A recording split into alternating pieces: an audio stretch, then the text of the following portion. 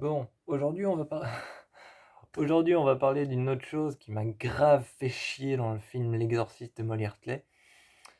Une autre chose qui m'a grave fait chier dans le film L'exorciste de Molly Hartley, c'est que le film est bien, l'histoire est bien, l'histoire du film, le déroulement du film se démerde pas mal. Le réalisateur a fait quand même une bonne histoire de possession.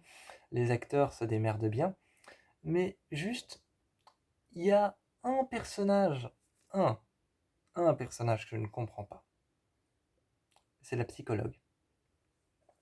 La psychologue, je la comprends pas, mais je suis désolé, elle cherche la merde. Elle cherche la merde, il n'y a pas d'autre solution. Il n'y a pas d'autre solution, la psychologue, qui s'appelle je sais plus comment, je sais plus comment elle s'appelle, mais elle cherche la merde, hein, clairement. Elle vient faire un moment l'évaluation psychiatrique de Molly Hartley. T'as Molly Hartley qui lui parle avec une voix de démon. Elle s'en fout totalement. Elle refait une autre évaluation psychiatrique de Molly Hartley. T'as ces feuilles qui partent dans tous les sens et qui s'envolent juste devant elle avec un gros coup de vent. Et t'as Molly Hartley qui n'a pas bougé. Elle s'en fout totalement. Elle refait une troisième évaluation psychiatrique en disant qu'elle a relu son dossier. Et là t'as Molly Hartley qui lui dit ça arrive, nous arrivons, nous sommes légion, et qui lui vomit du vomi vert sur la gueule. Elle reste assise et elle s'en fout. Ensuite, plus tard dans le film, elle arrive dans sa chambre, elle appelle les secours parce qu'elle voit Molly Hartley à l'envers, avec les bras tendus comme ça. Elle la voit à l'envers, avec les yeux ouverts, en signe de croix satanique, donc les bras tendus et les jambes tendues, à l'envers, la tête à l'envers. Qu'est-ce qu'elle fait? Elle appelle les secours de l'hôpital, donc les gens qui s'occupent des patients.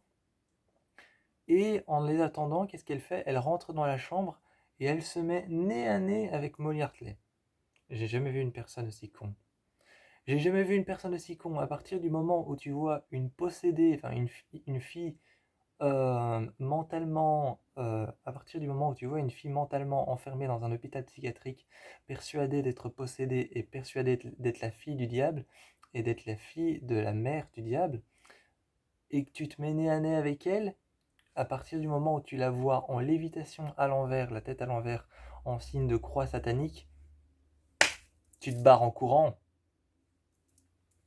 Elle vient se mettre nez à nez avec cette fille. Je comprends pas ce personnage.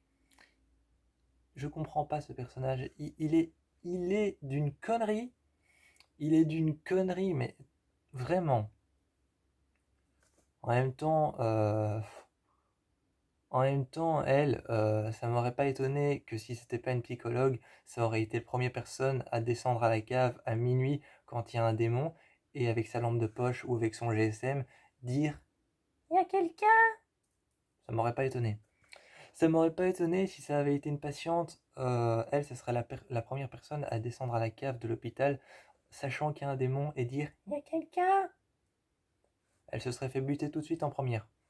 Et pourtant, c'est la dernière à mourir. Non, pourtant, en fait, elle survit à tout.